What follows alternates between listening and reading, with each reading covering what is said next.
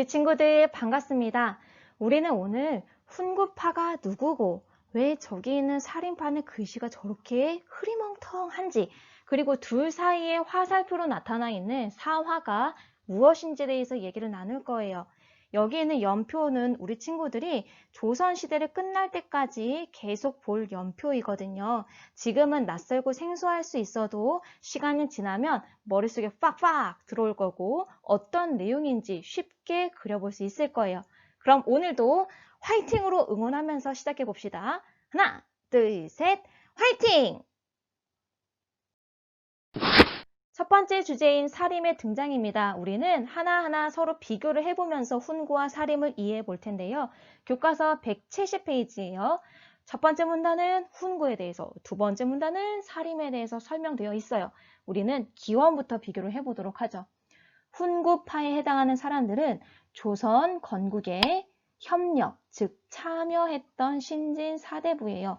우리 이들을 부르는 명칭 이미 알고 있어. 협력했대. 무슨?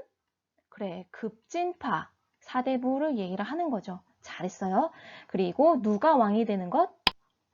세조가 왕이 되는 것을 도왔던 사람들과 그들의 후손이에요. 세조, 어떻게 왕이 됐니? 그치, 지난 시간 첫 번째 다뤘던 내용이죠. 자신의 조카를, 그래, 왕위에서 물러나게 하고 자기가 왕이 됐던 사람이었죠. 그래서 그 행동을 비판하는 신하들의 목소리가 경연장에서 있으니까 이 경연을 담당하는 집현전을 없애버렸던 사람. 하지만 많은 업적도 있어요. 토지와 관련된 거, 그리고 조선의 법전 만드는 데도 역할이 있었던 사람이었죠. 이어서 경제 가봅시다. 많은 토지와 노비를 소유하고 있어요. 이들은 조선 초기에 권력을 잡은 사람들이기 때문에 당연히 이들이 권력을 잡은 상태에서 땅과 노비가 많겠죠. 이에 반하여 사림은 조선 건국에 협력을 안 한 신진 사대부입니다. 그러면 이들 뭐라고 부를 수 있겠어요? 협력을 안 한 신진 사대부 무슨 파? 그래요. 온건파. 고려 말에 다뤘던 내용이었죠. 짜레스. 이들은 지금 경제적으로는 중앙에서 세력을 잡은 게 아니라 지방에 흩어져 있거든. 아, 기원 여기서 하나 안 했네. 이들은 지금 지방에 내려가서 정치 참여 안 한 상태에서 학문을 연구하고 제자 양성에 힘씁니다. 그래서 지방에 있는 땅을 가지고 있어요. 그래서 지주라 불리거든요. 땅 지자에 주인 주자야. 그런데 많이 엄청 훈구만큼 땅이 많진 않아. 그래서 중소지주라고 얘기를 합니다. 이들의 사상, 훈구와 관련된 내용은 정리되어 있지 않아요. 교과서에. 선생님 설명 잘 들어보자. 현재 훈구는 조선 초야. 당연히 국가가 중앙이 힘이 세야겠죠. 그런 상황 아래에서 중앙 집권, 즉 모든 권력이 중앙에 집중되어 있어야 된다라고 주장을 합니다. 그리고 부국 강병을 추구를 하게 되는데요. 여기서 국가는 부유해야 되고 병사들은 강해야 된다라는 것을 추구한 거예요. 그리고 이에 반해서 사림 같은 경우에는 지금 지방에 있다 그랬죠. 각 지방에 있는 향촌들이 스스로 일을 알아서 하는 향촌 자치를 주장하고요. 왕이 정치를 할 때에는 도덕에 입각해서 신하와 함께 정치를 해나가는 왕도 정치를 추구하게 됩니다. 초반에는 훈구가 정치의 모든 권력을 쥐고 있었는데 성종 때에 우리 모든 체제가 거의 완성되는 이 성종 시기에 훈구 세력을 견제하기 위해서 성종은 사림을 등용하게 되는데요. 이 사림 중에서 대표적인 사람이 바로 김종직입니다. 우리 나중에 김종직 관련된 거 하나 더 나올 거예요. 이 사람 기억합시다. 이렇게 정치에 진출한 사림들은 주로 언론기관인 3사에 진출해서 훈구를 비판하는데요. 우리 지난 시간 했지? 3사 뭐야? 선생님이 여러 번 강조했어. 그래. 사헌부, 사관원, 홍문관이 3사였죠. 여기에 진출해서 훈구를 비판한대. 우리 친구들, 누군가가 나를 비판할 때 어때요? 내가 잘못한 것을 비판할 때 잘못됐어 라고 얘기할 때 수용을 할 수 있긴 하지만 때로는 아이씨 짜증나 화나 그럴 수도 있겠죠. 훈구 입장에서 사림이 얼마나 걸리적거렸겠어요. 그래서 이 사림들을 제거하는 큰 사건들이 일어나게 돼. 그것이 바로 사화랍니다. 오잉? 사화가 뭔데요? 다시 한번 정리해 봅시다. 교과서 171페이지 첫 번째 문단 두 번째 줄 보세요. 사화, 굵은 글씨 옆에 있는 사화란 부분부터 같이 읽어볼 거예요. 시작. 사화란 사림이 훈구 세력과 외척 세력으로부터 받은 정치적인 탄압을 말한다. 여기에서 선생님 왜 외척 세력? 그 이유는 당연하지. 외척, 바로 왕의 부인과 관련된 가족을 외척이라고 하잖아요.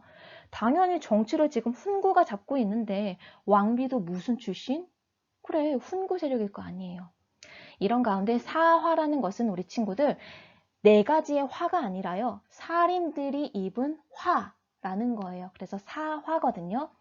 사화를 이해하는 데 있어서 이 문구 기억하면 아주 좋지. 뭐라? 갑자기 묘를 사? 선생님 갑자기 왜 그러세요? 이상해. 이상하지 않아요. 왜 그러냐면 묘년, 갑자년, 기묘년, 을사년에 사화가 일어나게 되거든요. 선생님 왜 이 문구 했는지 알겠어요? 다시 한번 해볼까? 뭐라? 갑자기 묘를 사? 한 번 더, 한 번 더. 뭐라? 갑자기 묘를 사?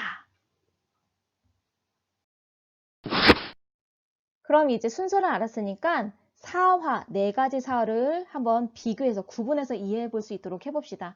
우리 교과서 171페이지에 보면요. 두 번째 문단은 연산군 때 일어난 모, 갑자사화에 대해서, 그리고 세 번째 문단은 연산군에서 중종으로 바뀌게 되는 큰 사건이 있거든요. 중종 반정에 대해서.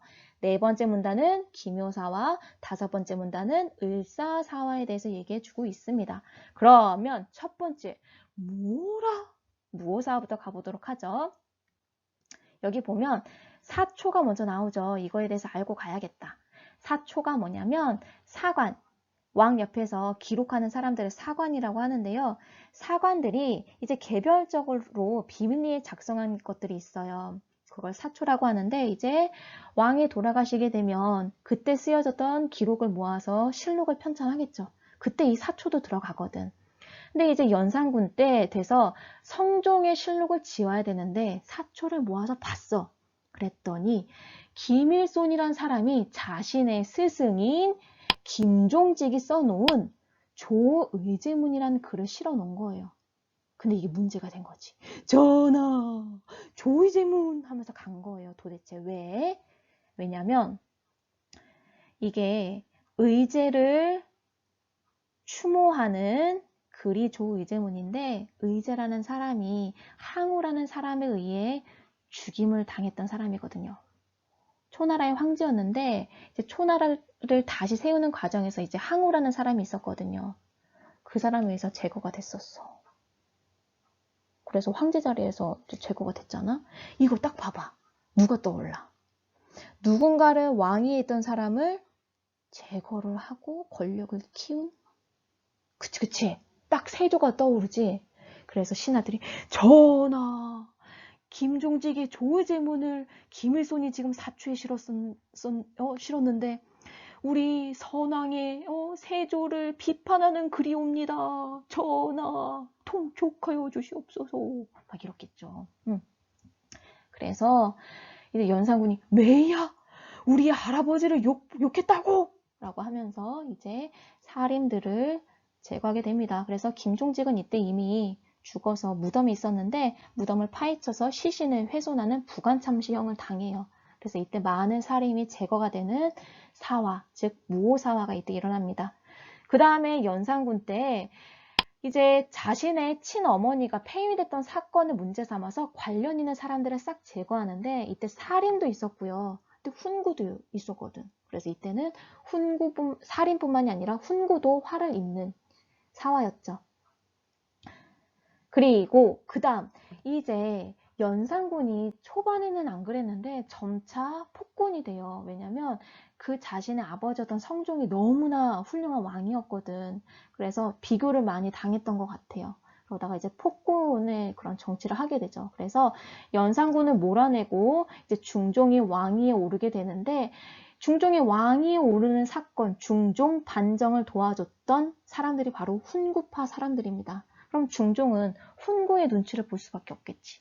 그래서 이것을 견제하기 위해서 사림을 등용하는데요. 그 대표적인 사람이 앞으로 읽어도 뒤로 읽어도 조광조입니다. 근데 조광조가 급진적인 개혁을 해요. 그래서 훈구의 반발을 받게 되는데요. 전에 내려오는 얘기 중엔 또 뭐가 있냐면, 자, 어느 날 신하들이 나뭇잎을 갖고 와요. 근데 거기에 이미 훈구파 사람들이 꿀을 발랐어. 한자를 이렇게 써서 꿀을 발라가지고 벌레들이 갉아먹게 한 거예요. 근데 그 벌레들이 갉아먹고 나니까 어떤 글씨가 남아있냐면, 자, 이건 주자예요. 이건 초자예요. 그리고 이거는 위자고요. 이건 알지? 왕자예요. 근데 요 한자가 새겨져 있어요 라는 것도 놀랄 일인데 이 두 가지 한자를 합치면 조라는 한자가 되거든요. 그런데 조라는 성을 가진 사람이 왕이 이건 되다란 뜻이에요. 왕이 된다라는 그런 글씨가 써있는 나뭇잎이 발견됐다라는 거지. 그러니까 이 당시 처음에는 우리 친구들 중종이 훈구를 견제하기 위해서 지금 조광조를 데려오긴 했는데 조광조가 너무 바른 말을 많이 하는 거예요. 그래서 자꾸 왕권도 비판을 그렇게 많이 하거든. 그래서 왕의 그런 견제를 받기도 하는 상황이었어요.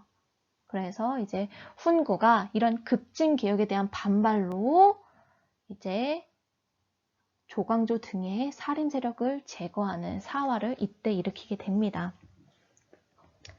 역모를 일으키려고 합니다 라고 하니까 당연히 붙잡혀 가지.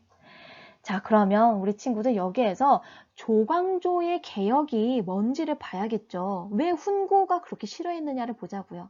자, 이것과 관련해서 우리 목소리로 도와주는 친구가 있습니다. 3반의 박땡은 친구입니다. 우리 함께 들어봅시다. 교과서는 171페이지 네 번째 문단이에요. 큐!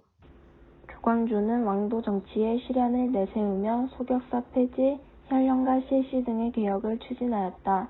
또 중종이 왕위에 오를 때 부당하게 공신이 된 일부 훈구 대신들의 공문을 삭제하자고 주장하였다. 이러한 급진적인 개혁은 훈구 세력의 반발을 샀고 훈구 세력은 사활을 일으켜 조광조를 비롯한 많은 살인을 제거하였다. 오케이. 우리 친구를 통해서 조광조의 개혁 싹 이해가 되죠? 선생님이랑 한 번 더 밑에 있는 인물 다가가기를 통해서 한 번 더 정리를 해볼 거예요. 지금 여기 내용을 보면 우리 친구들 지금 조광조가 어떻게 오르게 됐는지 정치에 진출했는지 나오죠. 중종이 조광조를 등용했고요. 조광조는 언론기관에서 훈구를 비판을 하게 되죠. 그러면서 소격서가 도교 관련된 기구거든요. 미신을 믿는 곳이에요. 유교 성리학에 옳지 않습니다. 조선은 이런 곳을 두면 안 돼요. 라고 해서 폐지를 시켜버리고요. 과거 시험만으로는 훌륭한 인재 선발 어렵다고 해서 혈량과라고 하는 별도의 시험을 실시를 합니다. 자, 그럼 정리해보자. 뭐를 폐지하고? 그래요. 소격서를 폐지하고 현량과를 실시하는데요. 현량과는 우리 조선시대 관리가 되는 방법 지난 시간에 했죠. 과거, 음서 말고 하나 더 그래 추천하는 천거가 있었어요. 지방에서 추천을 통해서 능력 있는 사람들을 뽑아요. 그런 다음에 왕 앞에서 직접 시험을 보게 해서 인재를 선발하는 거거든요. 이를 통해서 사림이 좀 진출을 해요. 그런데 여기까지는 괜찮았어. 그런데 훈구가 볼 때 가장 진짜 싫었던 건 부당하게 공신이 된 사람의 공훈을 삭제시켜버리는 거예요. 그러니까 칭찬합니다. 잘했어요. 라고 해서 국가로부터 훈장처럼 그런 걸 받은 사람들의 훈장을 너 거짓으로 너 이랬다고 올렸더라. 훈장 반납 이렇게 해버린 거예요. 그러니까 당연히 훈구가 굉장히 싫었겠지. 자, 그리고 명종 때는 외척 세력 간의 다툼으로 인해서 한 번 더 사화가 일어나고요. 이때 또 살인뿐만이 아니라 훈구도 화를 입게 됩니다. 이렇게 4번의 큰 사화를 겪었다면 사림은 세력이 약해져야 될 텐데 우리 연표에서 확인했죠. 훈구가 세력 잡은 다음에 그 다음 사림이 세력 잡을 거거든. 그럴 수 있었던 것은 이들에게 기반이 되는 뭔가가 있었기 때문이에요. 바로 그들의 세력 유지 기반은 첫 번째 서원, 두 번째 향약이었습니다. 우리 친구들 172페이지는 다음 시간에 할 거예요. 껑충 띄워서 173페이지 두 번째 문단 보세요. 그러면 서원에 대해서 설명 나와 있거든요. 서원은 덕망이 높은 유학자, 즉 자신의 스승에게 뭐 할 수 있는 곳? 제사를 지내는 곳이에요. 근데 제사의 공간만 있는 것이 아니라 별도로 어떤 공간도 있냐면 공부할 수 있는 공간도 있어요. 즉 성리학을 연구하고 양반 자녀 교육할 수 있는 공간도 있고요. 뿐만 아니라 서원은 사림들, 지방에 있는 사림들이 의견들을 모을 수 있는, 즉 여론을 모을 수 있는 공간이 되기도 해요. 그러니까 서원이 하나의 뿌리가 되는 거지. 거기에다가 향약이 있는데요. 174페이지 보세요. 향약은 향촌의 자치 규약이라고 되어 있어요. 즉 규칙인 거야. 우리 학급의 규칙, 학교의 규칙, 그리고 가정의 규칙이 있는 것처럼요. 이러한 향약에는 4개의 덕목이 있어요. 즉 덕업상권, 과실상규, 예속상교, 환난상율인데 우리 옆에 있는 설명을 같이 봅시다. 여기 보면요. 우리 교과서에 있는 부분이죠. 봅시다. 한자로 설명을 해줄게요. 덕과 관련된 그런 일, 좋은 일들은 서로 권면해주고, 그리고 누군가에게 과실이 있어. 그럴 땐 서로 그것을 꾸짖어 주는 거예요. 그리고 예를 지키는 그런 풍속들은 서로 잘 지켜서 사귀어야 된다. 라는 거고요. 환난, 어려움이 있을 때는 서로 긍휼히 여겨서 도와줘야 된다라는 거예요. 우리 이거 친구 관계에도 적용이 되거든요. 서로 좋은 것은 서로 권해주고 친구에게 잘못된 부분이 있을 때 야, 너 그거 하면 안 돼 라고 용기 있게 말해주는 게 진짜 찐 친구지. 그리고 가까운 사이일수록 예의를 지켜야 되겠고요. 어려움이 있어 도와주어야겠죠. 우리 향약 지금이랑 굉장히 비슷하다. 그죠? 사림의 세력 유지 기반 기억합시다. 하나는 서원, 하나는 향약. 그럼 우리 오늘 마지막으로 서원에 대해서 조금 더 깊이 살펴볼 거예요. 교과서 173페이지 첫 번째 문단으로 돌아갑니다. 거기에 보면 질문 먼저 보자. 최초의 조선의 서원 뭐예요? 그래, 지금 백운동 서원이죠. 주세붕이 세운 건데요. 지금 고려 말에 성리학을 유입했던, 들여왔던 학자인 안양을 모신 곳이었습니다. 그런데 시간이 좀 지나서 이제 이황이 왕에게 건의를 해서 왕한테 이 서원의 명칭을 이제 친히 이렇게 글로 쓴 액자처럼 그럼 이름판을 받아오게 돼요. 바로 이것이거든요. 즉 뭐냐면 대통령이 용현여자중학교 글씨를 딱 써가지고 학교에다 준 거야. 그게 사액이에요. 왕이 내린 현판, 간판을 사액이라고 하는데 이러한 왕이 내린 간판을 백운동 서원이 받게 되면서 서원의 이름을 바뀌어요. 이름이 바뀌는 거예요. 여기 있는 대로 바로 소수서원으로 이름이 바뀌죠. 근데 우리 친구들 왕으로부터 이러한 사액, 즉 현판을 받게 되면 혜택이 있어. 바로 토지 서적 노비를 지급받고요. 또 세금도 면제를 받죠. 그래서 조선 후기로 갈수록 서원이 엄청나게 많아지게 되고요. 이 서원을 통해서 중앙을 막 비판하기도 하고 자신들의 세력을 뻗치는 데 이용을 하기도 해요. 그래서 조금 조선사회에 문제가 되죠. 그래서 우리 3학년 첫 시간에 배우게 될 텐데요. 흥선대원군이 바로 이 서원들을 싹 정리를 하게 됩니다. 그래서 47개만 남겨놓고 정리를 하죠. 오케이. 오늘 수업은 여기까지입니다. 우리 친구들 오늘 훈구는 누구? 사림은 누구? 이 훈구가 사림을 화를 입혔던 사화, 사림들이 화를 입었죠. 4가지 사화 구별했어요. 뭐라? 갑자기 묘를 사? 그리고 이 살인들이 화를 입었지만 그럼에도 불구하고 이들이 정치 권력을 잡을 수 있었던 이유, 이들에게 기반이 됐던 것이 있었다 하면서 서원과 향약을 했습니다. 오케이, 교과서 한 번 더 꼼꼼히 보세요. 그리고 학습지 빈칸도 체크 하는 거야. 내 것으로 만들어야 돼. 그런 너희들의 모습, 상상돼, 그려져. 너무 사랑스러워. 우리 함께 오늘 구호 같이 외쳐보면서 끝내죠. 선생님이 선창할게요. 그럼 뒤에는 너희가 해야 돼. 역사는 쉽다. 오케이.